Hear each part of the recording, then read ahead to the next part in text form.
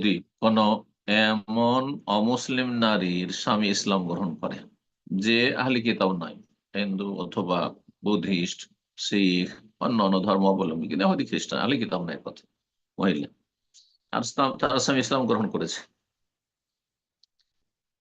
আর যখন ইসলাম গ্রহণ করে তখন তাদের দেখা সাক্ষাৎ হয়নি, বাসর হয়নি, তাহলে বিবাহ বাতিল। তারা প্রথম অবস্থাতে আছে, এখন স্পর্শ হয়নি। কিন্তু আরেকটি অবস্থা বলছেন, এই যে আসলামাতিল মার আতুল কাফের কাবলা দখুল কাফের বিহা, কাফের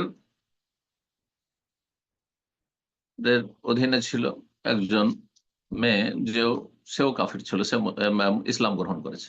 এক মহিলা ইসলাম গ্রহণ করলো, স্বামী স্ত্রী দুইজন অমুসলিম ছিল, আর ইসলাম গ্রহণ করেছে তার সাথে নির্জনতার আগে বা বাসর হওয়ার আগে, তাহলে এই বিবাহ বাতিল, বিবাহ বাতিল। কেন? লিয়ান্নাল মুসলিমাত লা তাহিলু কাফের, কোন মুসলিম নারী কাফের জন্য হালাল নাই। ইসলাম গ্রহণ করে নিয়েছে, তার সাথে এখন স্পর্শ হয়নি, বাসর হয়নি, সুতরাং এই নিকাহ বাতিল।